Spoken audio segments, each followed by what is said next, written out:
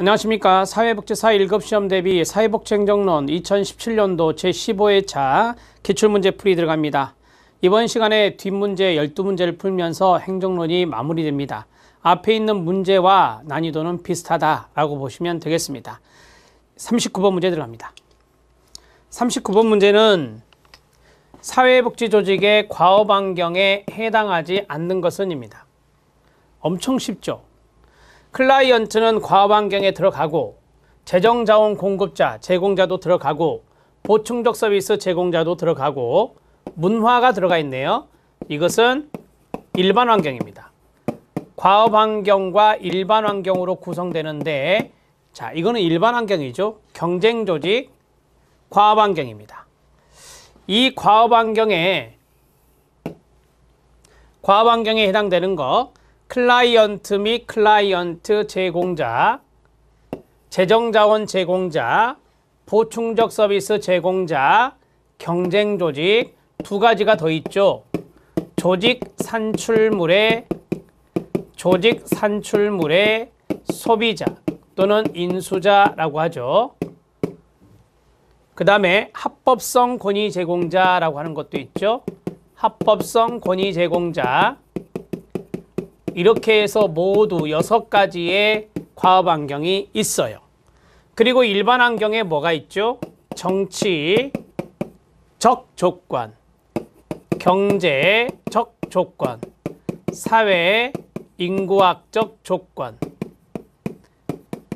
그 다음 문화적 조건, 기술적 조건, 법적 조건, 이렇게 해서 정치, 경제, 사회, 문화, 기술, 법 이런 식으로 외우자 그랬죠. 이게 바로 일반 환경이다. 답은 4번이 답입니다. 자, 40번 문제 들어갑니다. 40번 문제도 쉬운 문제입니다. 테일러의 과학적 관리론에 대한 설명이네요. 옳지 않은 것은입니다. 이거는 고전 이론 중에 하나예요.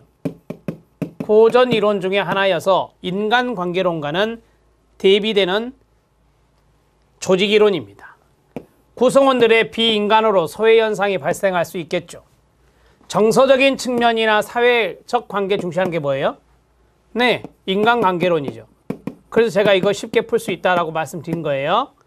경제적 보상을 강조하는 거 맞아요? 네, 성과급제 이런 거.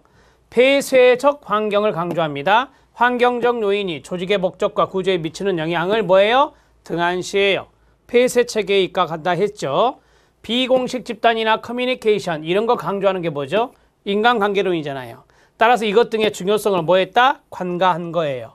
맞습니다. 답은 2번이 답이에요. 40번 문제의 과학적 관리론, 그 다음에 인간관계론 그거 위주로 잘 나온다 그랬잖아요. 과학적 관리론 나오면 답은 인간관계론 쪽에 있고 인간관계론의 문제가 나오면 답은 과학적 관리론 쪽에 나와요. 그럴 때 이 두 가지를 비교해서 잘 알아놓으시면 돼요. 답은 2번이에요. 41번 문제 들어가요. 프로그램 평가 검토 기법이 안 나올 리가 없죠. 펄트라고 하죠. 옳지 않은 것은입니다. 펄트는 목표 달성의 기한을 정해놓고 진행을 해요. 그래서 목표들을 역방향으로 그린다고 그랬잖아요. 과업별 소요시간을 계산하여 추정해서 쓰죠. 이걸 우리가 기대시간이라고 했어요. 기대시간을 기입하죠. 맞고요. 최종 목표를 달성하는 데 있어 필요한 무슨 기간? 최단 기간을 제시할 수 있어요. 이게 뭔데요? 임계경로라 했어요. 임계경로가 최종 목표를 달성하는 데 필요한 최단 기간이라고 해요. 주요 세부 목표 또는 활동의 상호관계와 시간계획을 연결시켜 나타낸 것을 말해요. 그러면 목표의 상호관계, 다른 말로 상관관계라 하죠. 상관관계 알 수 있는 거죠. 간트 차트에 비해서 활동 간의 상관관계를 파악하는 데 유용하지 않다? 틀렸어요.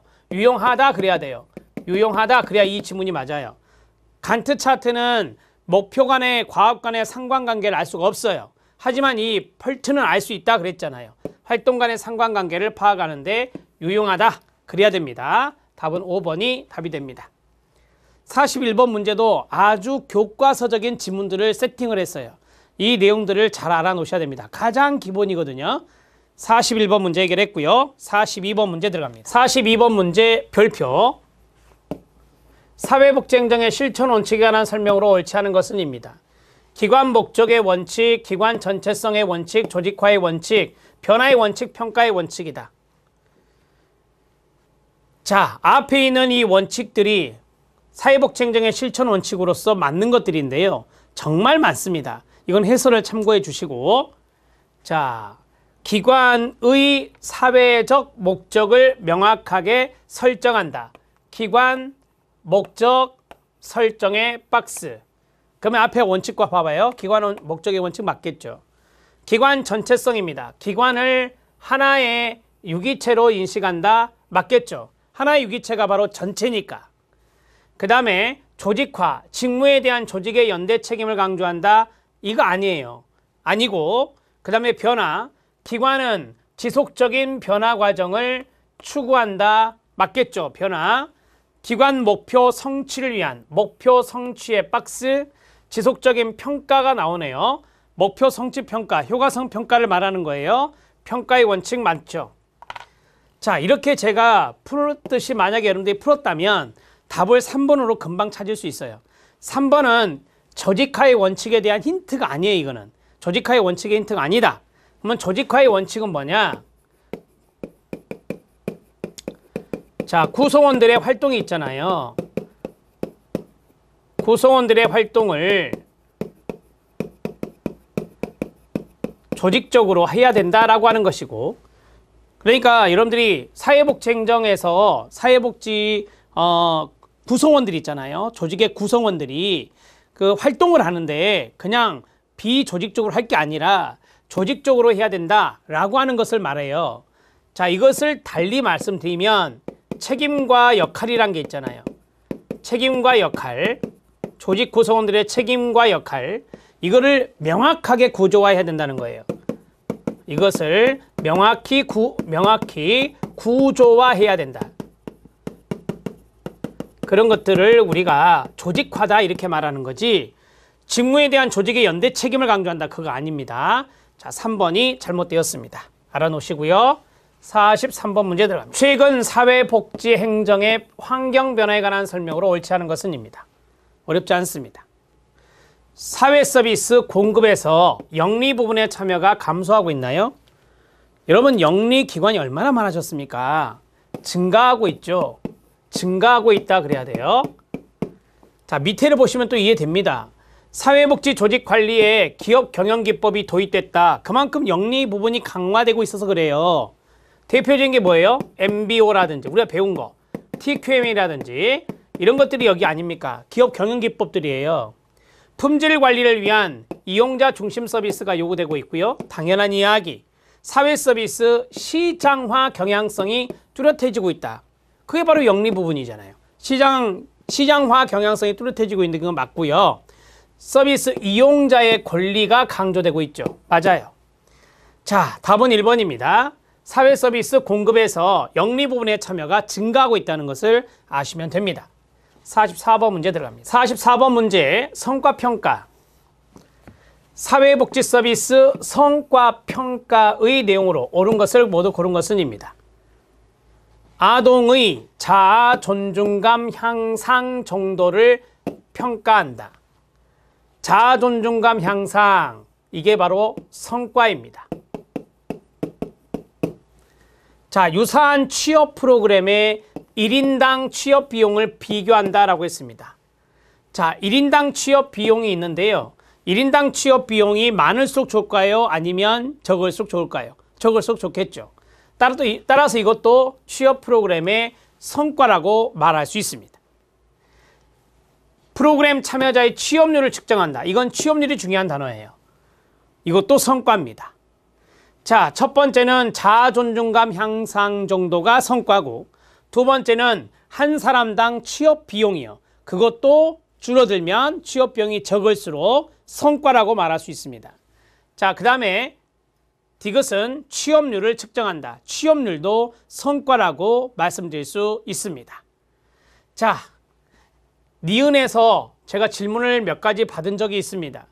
니은의 1인당 취업 비용이 적을수록 좋다라고 하는 것은 그만큼 빠른 취업을 이야기하는 것이에요. 취업 비용이 많이 든다는 것은 그 취업 취업 프로그램은 말 그대로 일자리를 잡을 수 있도록 도와주는 프로그램이거든요. 그 취업 비용이 적게 들수록 취업을 빨리 시킬 수 있다라고 하는 거예요. 그러니까 이것도 성과라고 이야기할 수 있습니다. 우리가 조금 더 한 단계 더 나가서 생각할 수 있어야 됩니다. 기억과 니은과 디귿 모두 다 여기에 들어갈 수 있습니다. 답은 5번이 답이 돼요. 자, 44번 문제 해결했고요. 자, 45번 문제 들어가도록 하겠습니다. 사회복지 평가가 나왔습니다. 의로 옳지 않은 것은입니다. 어렵지 않습니다. 환류 기능을 가지고 있습니다. 환류 기능을 다른 말로 하면 피드백입니다. 두 번째, 행정관리수단, 관리수단의 역할을 합니다. 우리가 평가에서 그냥 내버려 둡니까? 아니죠. 평가에서 다시 그것을 피드백을 하잖아요. 환류적인 작용을 통해서 그 프로그램을 다시 다음에 그 프로그램 할 때 개선 효과가 있잖아요. 행정관리수단의 역할을 할 수가 있고요. 책무성 강조합니다. 책임성이나 책무성을 강조하는 것이고요. 그 다음에 기관의 외부 자원 확보에 영향을 미칩니다. 평가 결과가 좋으면 외부 자원이 더 많이 유입될 수가 있거든요. 평가 결과는 기관의 변화를 반드시 수반한다. 이런 것들이 들어가면 안 돼요. 평가 결과는 기관의 변화를 도모할 수는 있어요. 그러나 반드시 수반하는 건 아니에요. 반드시 수반하는 건 아니다. 우리가 이제 평가 결과가 기관의 변화를 수반할 수도 있고 수반하지 않을 수도 있습니다. 이해되셨죠? 평가 결과가 월등하게 좋을 수도 있고 월등하게 안 좋을 수도 있고 평가 결과가 보통으로 나올 수도 있고요. 그렇기 때문에 여러 가지의 경우의 수가 있기 때문에 기관의 변화를 반드시 수반한다라는 말이 나오면 안 되는 겁니다. 5번 지문은 그냥 여러분들이 무시하시고 보셔도 돼요. 틀린 지문이니까. 자, 사회복지평가는 피드백 기능이 있어요. 그 다음에 관리수단의 역할을 해요. 그 다음에 책무성 강조하고 외부 자원 확보에 영향을 미치게 되는 것이다. 이렇게 보시면 되겠습니다. 답은 5번입니다. 46번 문제 들어갑니다. 논리 모델이 시험에 안 나올 리가 없죠. 매번 한 문제, 두 문제씩 나와요. 앞에 성과평가 있었죠. 성과평가도 어찌 보면 이거 논리 모델의 응용이에요. 왜냐하면 논리 모델의 맨 마지막 단계가 성과거든요. 자, 이것을 적용한 독거노인 사회관계 형성 프로그램의 내용으로 옳지 않은 것은이다. 자, 잘 보세요. 투입, 활동, 산출, 성과 이렇게 있죠. 이게 이제 네 가지가 순서대로 쫙 가는 거예요. 이게 순서예요. 자, 이 활동의 동의어가 뭐냐면 활동의 동의어가 전환이에요. 활동의 동의어가 전환이고 그 다음에 성과가 있죠. 여기 성과의 동의어가 뭐냐? 영향이에요. 성과의 동의어가 영향이다. 그러니까 5번에 있는 영향, 이것은 성과예요. 이것은 성과다. 이렇게 보시면 됩니다. 자, 해볼게요. 독거 어르신 20명, 사회복지사 2명 투입됐네요. 투입입니다. 맞아요. 활동, 자원봉사자 모집을 했고 사회성 향상 프로그램을 실시했다. 이게 활동이죠. 전환이라고 합니다. 그 다음에 교육시간이 있을 것이고 출석률이 있겠죠. 자, 교육시간이 얼마고 그 다음에 출석률은 얼마인지 그런 것들이 산출로 나옵니다. 이 산출을 우리가 결과라고도 하죠. 아웃풋. 성과를 보세요. 노인의 자살률 감소, 부양의식의 향상, 노인 부양의식의 향상. 이것과 상관이 없습니다. 여러분 이것은 프로그램과 관련이 없다고요. 자, 독거 노인 사회관계 형성 프로그램에서 노인의 자살률 감소는 어느 정도 있을 수 있어요. 영향이 있을 수 있습니다. 그러나 부양의식 향상 이런 거 있잖아요. 이런 건 상관이 없잖아요. 따라서 이런 것들은 프로그램과 관련이 없기 때문에 이것은 잘못됐다라고 말씀드릴 수 있고 지역의 독거 노인 관심사 향상 이것은 맞죠. 자, 독거 어르신에 대해서 사회관계 형성해서 대인관계 형성했어요. 따라서 독거 어르신에 대한 관심도가 향상된 거 이것은 성과 영향이라고 말할 수 있어요. 자, 그래서 답을 찾았습니다. 4번이 답이 돼요. 46번 문제 같은 경우는 아주 좋은 문제입니다. 이런 패턴의 문제는 계속 나올 거예요. 박스형으로 나오든 이렇게 나오든 나올 거니까 잘 알아놓으시죠. 답은 4번이었습니다. 47번 문제 들어갑니다. 자, 다음 내용을 설명하는 사회복지 서비스의 경향으로 옳은 것은입니다. 어렵지 않습니다. 1980년대 미국 레이건 정부가 작은 정부를 지향하게 되죠. 작은 정부론 표방. 2007년에 우리나라 사회서비스 바우처 제도가 도입되었습니다.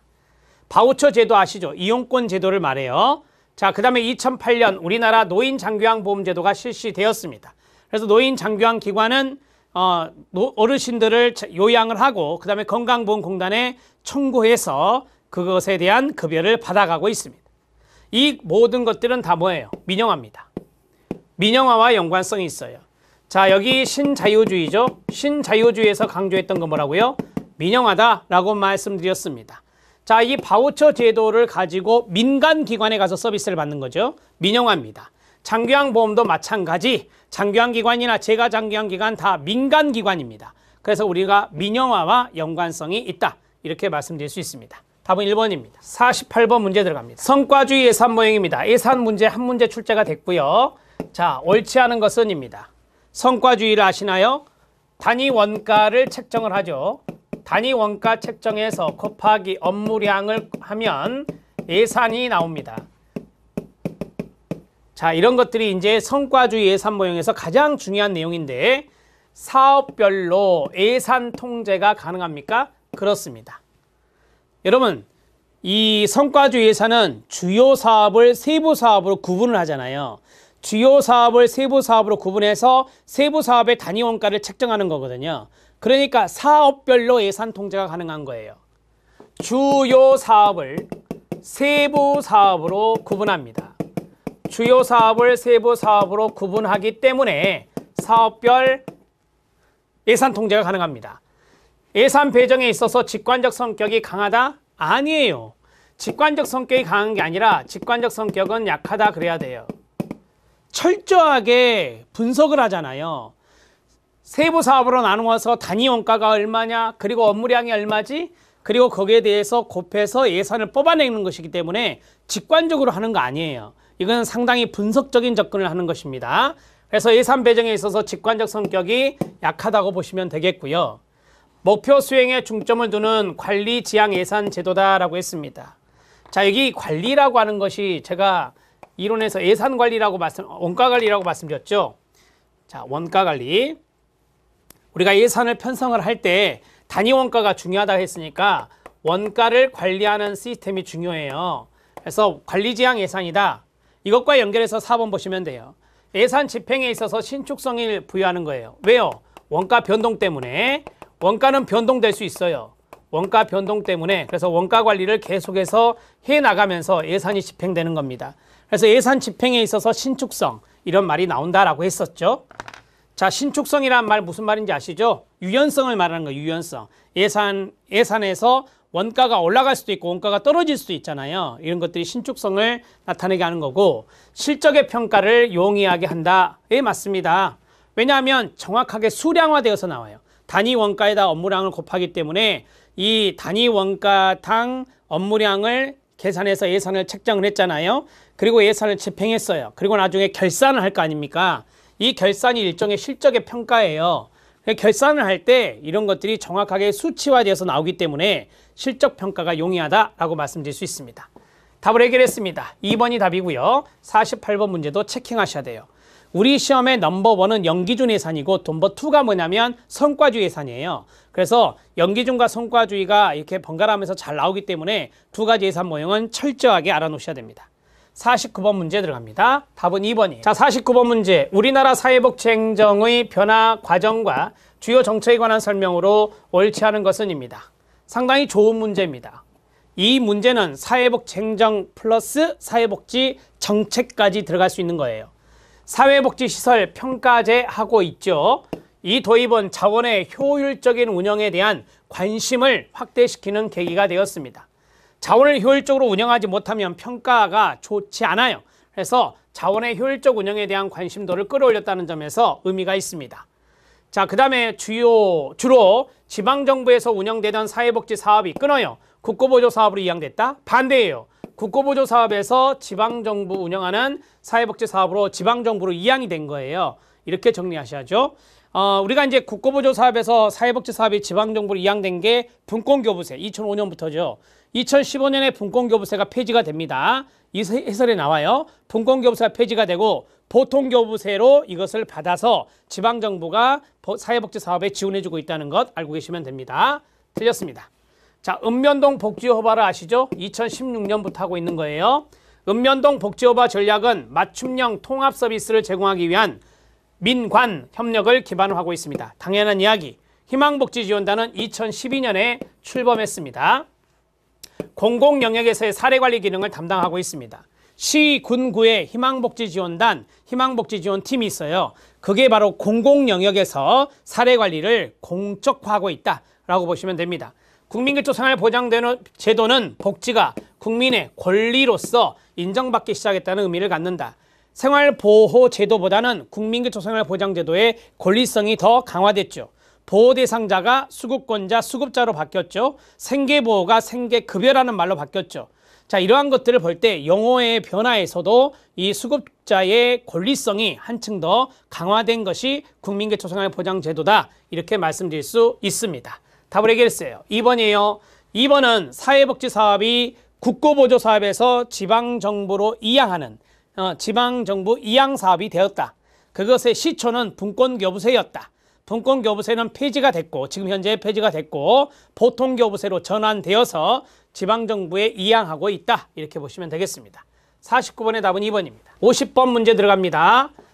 동기부여 이론과 학자 연결 문제 옳은 것은입니다. 이런 거 대비해 주셔야 된다라고 말씀드렸고 인간관계론은 메이오입니다. ERG는 알더퍼입니다. ERG, E는 existence, 존재, relatedness, 관계, growth, 성장이 되겠습니다. 이런 것들을 우리가 ERG 이론의 핵심이라 하죠. 성취동기 이론 앞에서 했죠. 맥클리랜드 맞습니다. 권력의 욕구, 친화 욕구, 그 다음에 성취의 욕구 세 가지. 욕구 계층 이론은 매슬로우입니다. 그 다음에 XY로는 맥그리거입니다. 이렇게 해서 정리하면 3번이 답이 되겠습니다. 자, 50번 문제까지 해결해 드렸습니다. 여러분들이 25문제 보시니까 어떠세요? 쉽죠? 이 앞에 행정론에 나왔던 문제들과 비교했을 때 참 쉬웠다라고 저는 생각합니다. 행정론의 문제를 여러분들이 풀 때 기출문제가 지금 많이 있거든요. 공개된 기출문제가 있으니 그 기출문제들을 철저하게 분석해도 사회복지행정론에서 좋은 점수를 받을 수 있습니다. 그래서 여러분들이 볼 때 이 영역은 좀 쉽다라고 하는 것들이 있다면 우선 기출문제를 철저하게 분석하세요. 그러면 어부지리로 맞는 것들이 상당히 많이 나옵니다. 이번에 행정론이 바로 그런 패턴 중에 하나예요. 자, 여기까지 해서 2017년도 제15회차 행정론 풀었습니다. 행정론에 만점 받으셔서 넉넉한 점수로 합격하시기 바랍니다. 수고하셨습니다.